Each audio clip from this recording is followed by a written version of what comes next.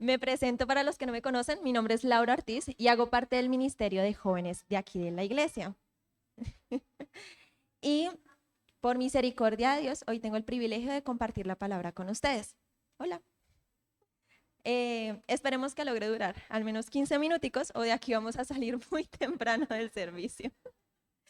Bueno, antes de iniciar, los invito a que oremos para dar inicio. Amado Dios, gracias Señor por esta noche, gracias Señor por este día tan maravilloso, Padre, en que nos has permitido vivir, Señor. Te pedimos para que hoy tu palabra sea hablando, Señor, que sea el Espíritu Santo trayendo la palabra a nuestros corazones y trayendo entendimiento, Señor. En el nombre de Cristo Jesús pongo esta enseñanza en tus manos. Amén y amén. Bueno, el título de esta reflexión se llama ¿Acaso mi relación con Dios se volvió una carga? Y resulta que creo que muchos hemos pasado por esos momentos en los que nuestra relación con Dios se volvió una carga, donde nos sentimos agobiados, presionados, estresados, hasta el punto de llegar a perder ese deleite y ese gozo real por la palabra del Señor. Por lo general, ese estrés va dando rienda suelta a nuestros pensamientos. Y es ahí donde permitimos que nuestros pensamientos intrusivos lleguen a nuestra mente. Perdón si hablo rápido, me da nervios. Y llegan preguntas como, ¿qué es lo que tengo que hacer para mantenerme siendo una buena cristiana? ¿Qué más puedo hacer para no perderme? ¿Qué tengo que hacer para permanecer? Y no está mal que te preguntes y te autoevalúes en tu vida espiritual, es correcto. Pero cuando rayan esas preguntas en el yoísmo, yo puedo, yo hago, yo deseo, yo en mis fuerzas, es cuando erramos. Incluso en ese momento, viendo nuestra relación con Dios como algo que me toca. Me toca orar, me toca leer la Biblia, me toca hacer la pastorita que me pidió, me toca sacar tiempo, ¿sí? Y olvidamos que es un privilegio. Y eso no solo nos pasa a nosotros los jóvenes, le puede pasar desde la persona más antigua que asiste a la iglesia como los nuevos que vienen en ella. Vamos a encontrarnos entonces con el por qué no, aunque se reconozca su gran importancia, aún así querer renunciar en algunos momentos de nuestra vida espiritual. Nos hemos llegado a sentir cansados. Y esta enseñanza la hice pensando en el libro de Primera de Reyes, en el capítulo 19. Pero antes de llegar a ese capítulo, voy a dar un contexto de Elías desde el capítulo 17. Dice que Elías era un profeta que tenía una relación muy bonita con Dios. En el capítulo 17, el Señor lo bendice, ¿sí? Y le lleva comida a través de un cuervo, le lleva pan y carne, lo alimenta. Esta es una relación muy bonita. En el capítulo 18, Elías se encuentra con Abdías, quien es un hombre temeroso de Jehová. Y en ese capítulo 18 también él se encuentra con el rey Acab, quien perseguía a los profetas. En el capítulo 18 también cuenta la historia de los profetas del cielo. Y aquí vemos cómo en estos capítulos Dios respalda a Elías en todo su proceso. En el capítulo 19 de Primera de Reyes, los voy a invitar a que yo leo uno y ustedes leen otro. ¿Listo? Ustedes me van a ayudar.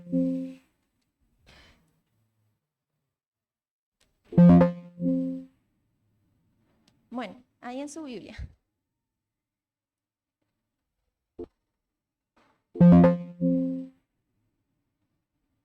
¿Listo? Dice, Acab dio a Jezabel la nueva de todo lo que Elías había hecho y de cómo había matado a espada a todos los profetas. 2.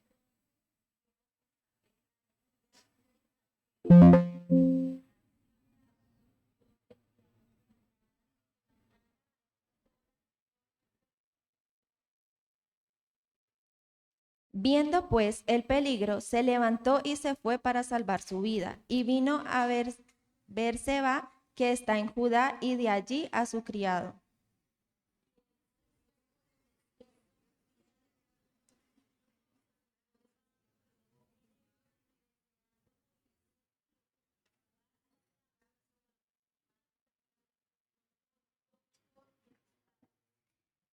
Versículo 5. Y echándose debajo de el enebro, se quedó dormido y he aquí, luego un ángel le tocó y le dijo, levántate y come.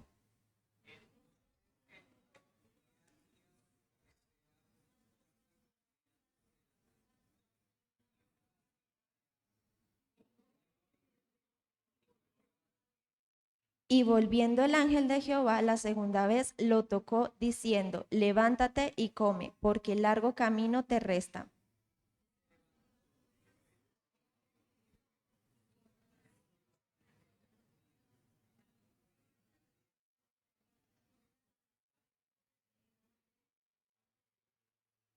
Y allí se metió en una cueva donde pasó la noche y vino a él palabra de Jehová. Él, y él le dijo, ¿qué haces aquí, Elías?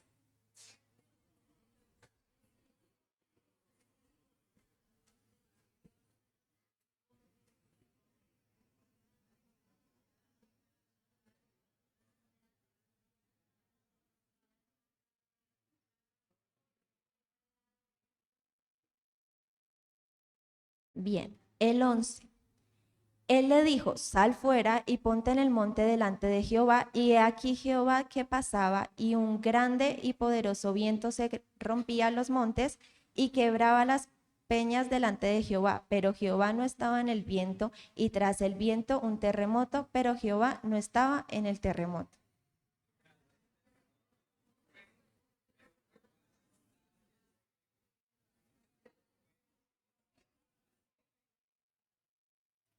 Es hasta el 18 ya casi. Y cuando lo oyó Elías, cubrió su rostro con su manto y salió y se puso a la puerta de la cueva. Y he aquí, vino a él una voz diciendo, ¿qué haces aquí, Elías?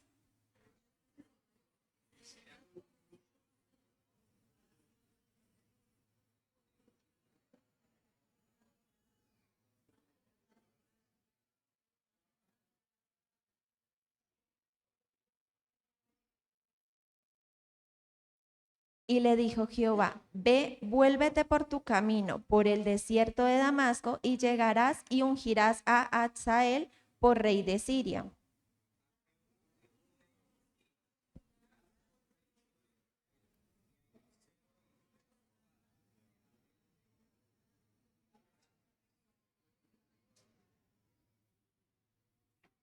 Bueno, vamos a dejarlo hasta ahí. Voy a devolverme yo al versículo 4 porque me llama mucho la atención la manera en la que Elías habla con una confianza a Dios, ¿sí? Elías le dice al Señor en el versículo 4, y él fue por el desierto en un camino y vino y se sentó debajo del enebro y deseando morirse dijo, basta ya, oh Jehová, quítame la vida.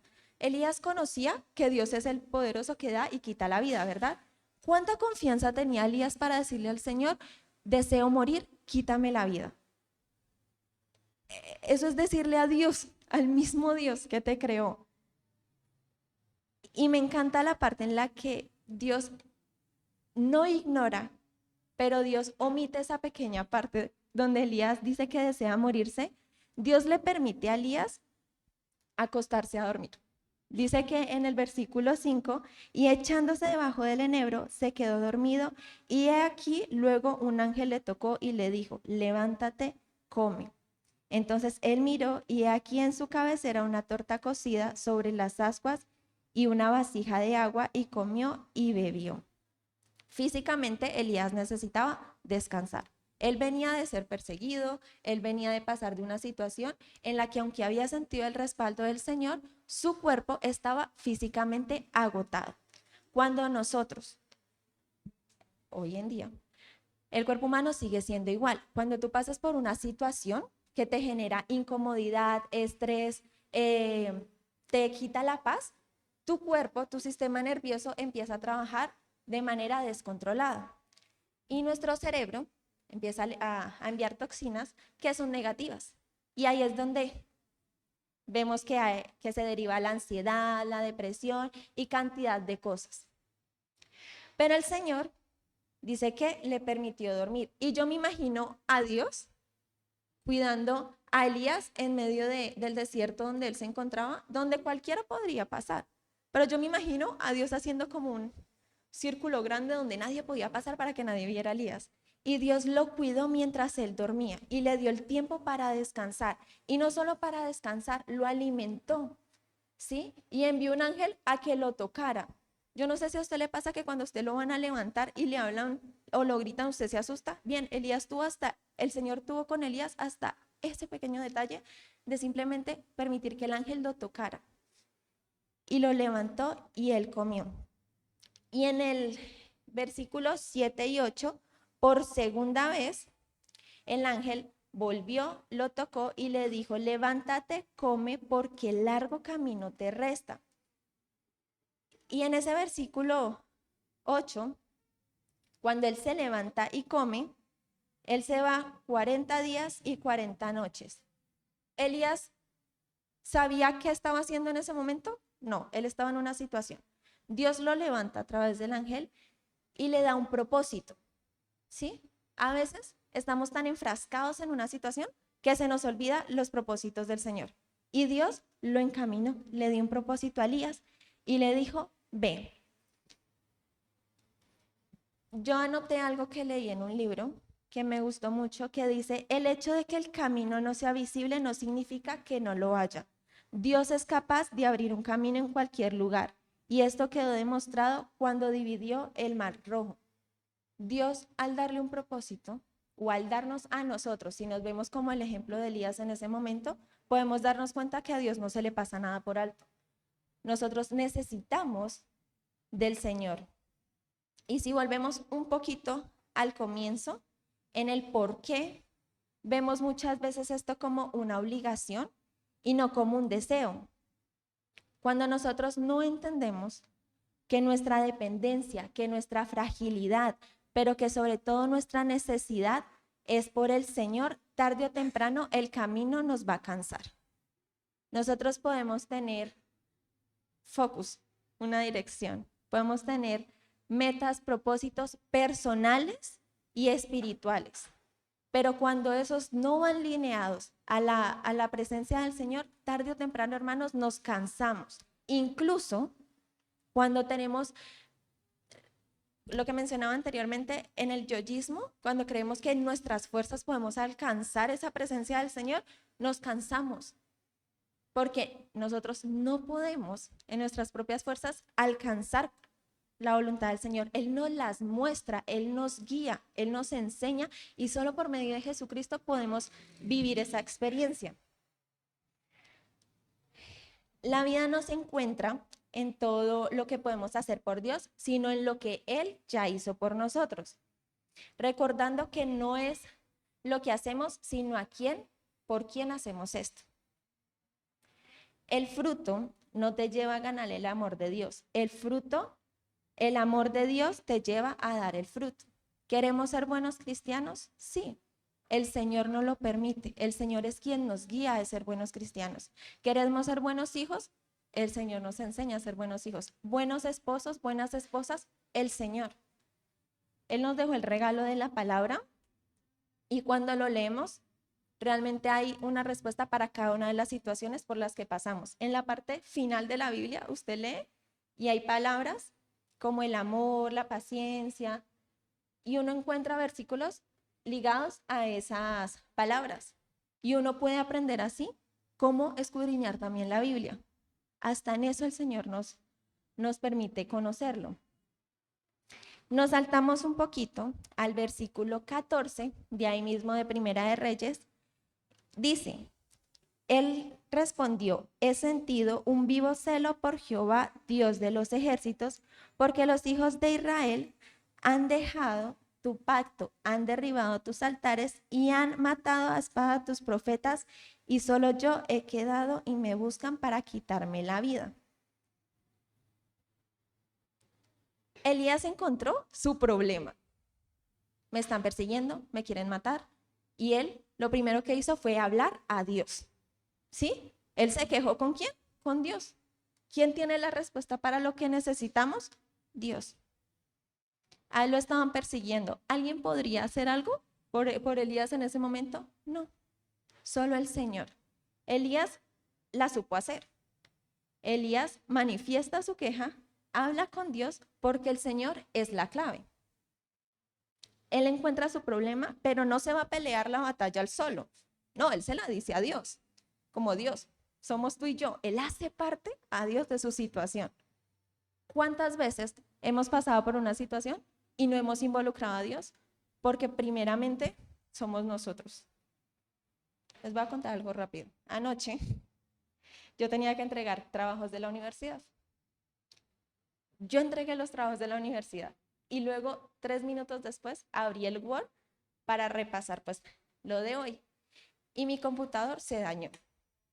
La pantalla, 0.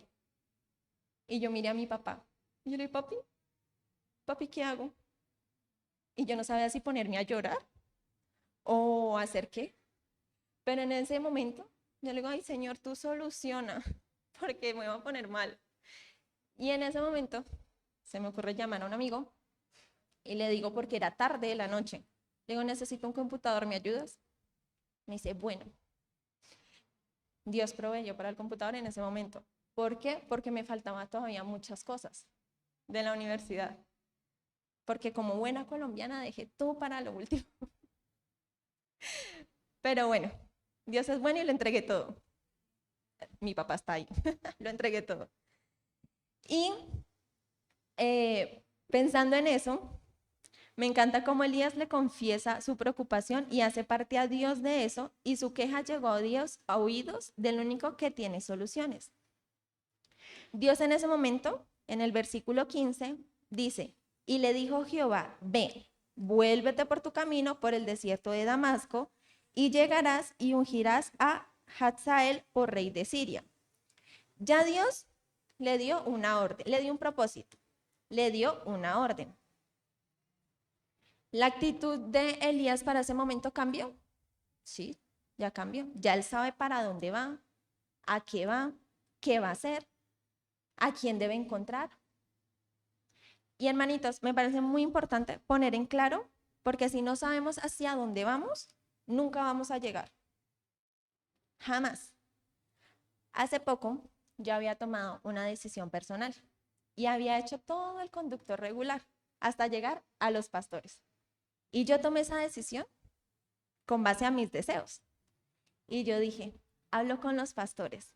Y me pasó algo que en el transcurso de toda esa semana me invadió la canción con la voz de la hermanita Diana, pero con el sentimiento de que venía de Dios. La canción que dice, no se las voy a cantar, que dice, si tu presencia conmigo no va, yo no voy a ningún lugar, no quiero llegar, no voy a llegar. Y a mí me ponía mal, porque yo me levantaba, eso en la noche, y sentía esa canción. Yo me acostaba y lo pensaba. Y yo le decía a Dios, tengo un deseo, pero mi mayor miedo es irme y que tú no estés en ese lugar. Mi mayor miedo es buscar algo y que tú no estés. Y no porque yo crea que Dios me va a dejar ahí a la deriva, haga lo que, no. Porque me hubiese ido por un camino muy largo, doloroso quizás si yo no hubiese obedecido. Y los invito a que escuchen esa canción, es hermosa, y que se la graben para que cuando tomen decisiones les llegue a su mente. Y bueno, pasan sucesos entonces en la vida de Elías, y del capítulo 19 en el que estábamos, nos vamos a Segunda de Reyes, capítulo 2. Vamos a dar un salto en el tiempo. Capítulo 2, versículo 11 y 12.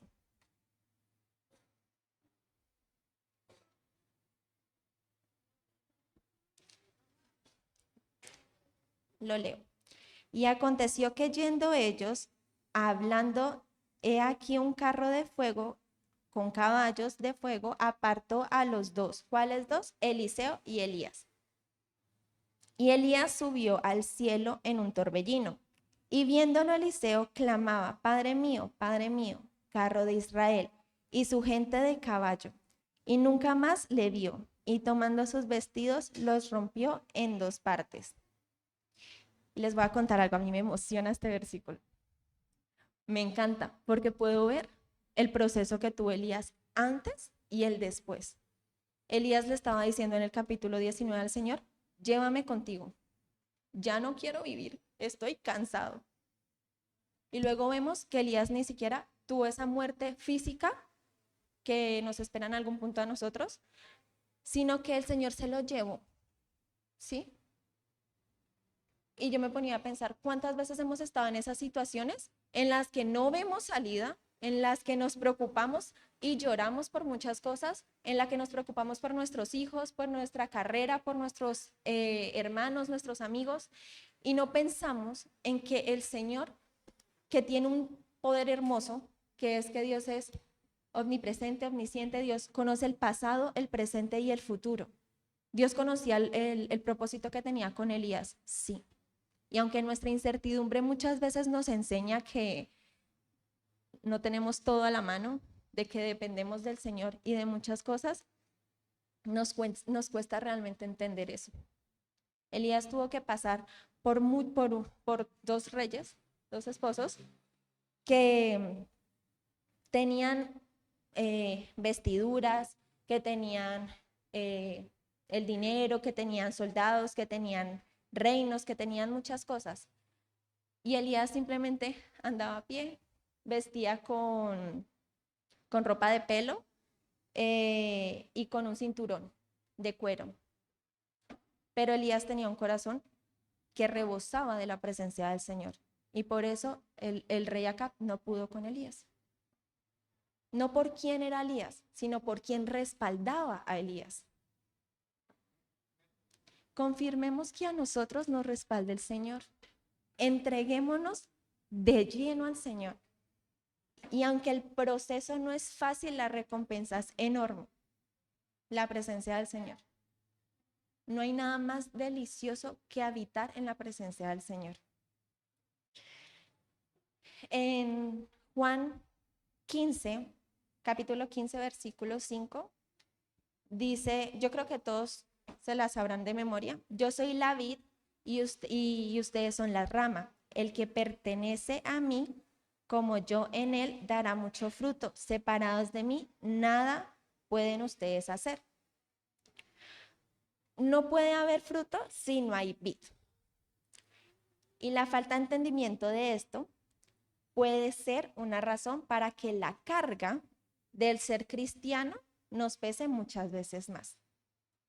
Cuando yo entiendo quién soy y quién es Dios, entendemos que sí o sí nosotros debemos menguar, ser segundos para que Cristo reine en nosotros.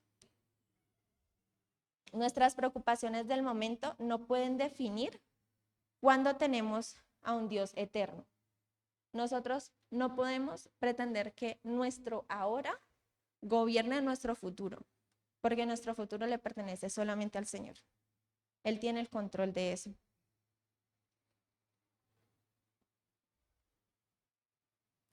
Me perdí. Al final, en la vida de Elías, cuando el Señor se lo lleva, cuando leía el pasaje, pensaba en que a veces como ministerio de jóvenes, tenemos muchas ideas de cómo atraer a los jóvenes, de no solo llamarlos, no solo escribirles, pensamos en cómo hacer un servicio ameno o de si no lo hacemos acá o lo hacemos afuera. Y se nos ocurren una cantidad de ideas, ¿sí? Especialmente a Carito. Ya le fluyen las ideas. Y a veces nos achantamos porque no vemos esas respuestas. Pero uno de esos, tantos de los jóvenes que tenemos en la iglesia, uno solo, ha buscado acercarse más. Y yo pensaba que si el Señor iba por una sola mujer camino desiertos para llegar a un pozo, nosotros como miembros de la iglesia podemos hacer más por uno solo. Nosotros podemos buscar no solo quedarnos con ese regalo que el Señor nos dio, sino compartirlo a otras personas y compartir a los jóvenes. Y lo que decía Carita ahorita, les invitamos a que oren por sus jóvenes, ¿sí? Porque ellos están en un proceso que a veces no entendemos o quedamos por hecho de que como no lo pasamos o porque ya lo vivimos, el proceso de ellos es sencillo. Y resulta que cada cabecita es diferente y cada uno necesita a ese Dios personal. Y para ello necesitamos mucha cobertura espiritual. Me devuelvo un momentico al al versículo 15 del capítulo 19 de Primera de Reyes, cuando el Señor le dice a Elías que se devuelva. Elías iba caminando por el desierto y el Señor le dice, devuélvete, que en el camino que andas,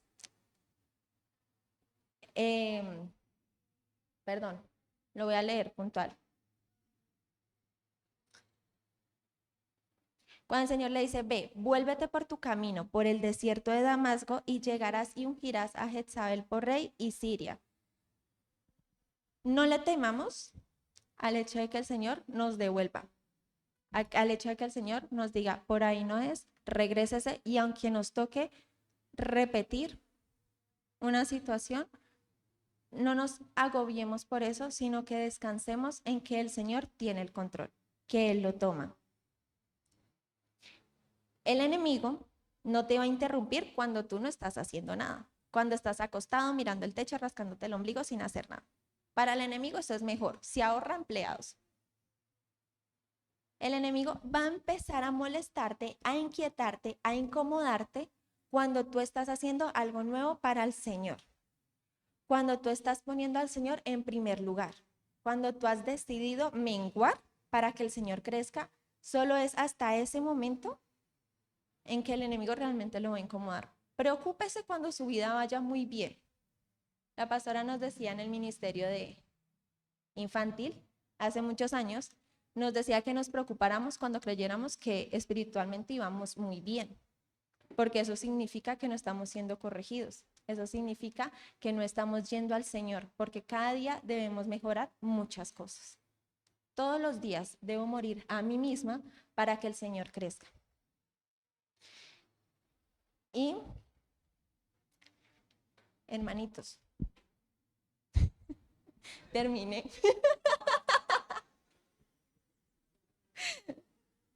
Bueno, se van temprano. Me acordé que el pastor una vez dijo que en la primera predica él se demoró muy poquito, entonces, amén. La primera es la vencida. Les voy a invitar a que se dispongan ahí y que cierren sus ojitos un momento. Y que conmigo pongan esa situación que les preocupa, ese hijo que les preocupa, esa economía que les preocupa y se la entreguen al Señor. Amado Dios, hoy oramos porque sabemos que tú nos escuchas, porque sabemos que tú eres un Dios presente, un Dios santo, un Dios bueno, Señor.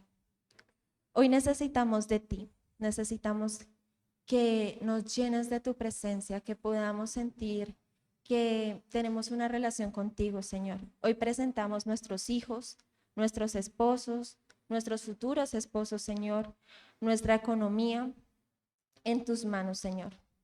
Hay cosas que no podemos controlar, Señor, y sabemos que tú sí puedes, Señor, que tú lo conoces todo, que tú nos das la paz, que tú nos das la tranquilidad, Señor.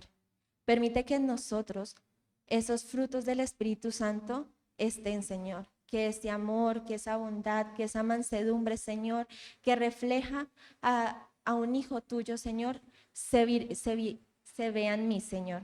Que podamos ser más como tú, Padre Santo, que podamos ser unos servidores, unos jóvenes, unas personas apasionadas por Cristo, Señor. Que cada día en nuestra vida podamos evidenciar que tú eres un Dios santo, Señor, que tú eres un Dios poderoso. Señor, te pedimos para que si nos encontramos en esa situación, Señor, podamos entender que tú tienes el control, que todo lo que nosotros hacemos, Señor, esté encaminado por las sendas de tu verdad. Que no nos apartemos ni a derecha ni a izquierda, Señor, sino que nuestras miradas estén fijas en ti, Padre Santo. Ten el control de la vida, Señor, de lo que se viene para el futuro, Señor. Te presentamos el ministerio de jóvenes para que seas tú llegando a los corazones de más y más jóvenes, Señor. Que seas tú trayéndolos con cuerdas de amor a tu presencia, Señor. Que haya un derramamiento de tu Espíritu Santo en cada uno de los jóvenes, Señor. Te presentamos a Diego Prieto, Señor. Te presentamos a Jessica, Señor, a Santiago, a Felipe, a Andrea, Señor, a Camila, para que sean jóvenes que te amen, Señor, que te logren conocer, Padre Santo, como tú mereces ser conocidos. Señor, gracias porque nos incomodas, Señor. Gracias porque nos haces entender que tenemos una necesidad grande de ti, Señor. Permite que todos los días, Padre Santo, podamos experimentar eso, Señor, y que no nos enfriemos, Padre Santo, sino que mantengamos una relación buena contigo, Señor, una relación agradable, Padre Santo.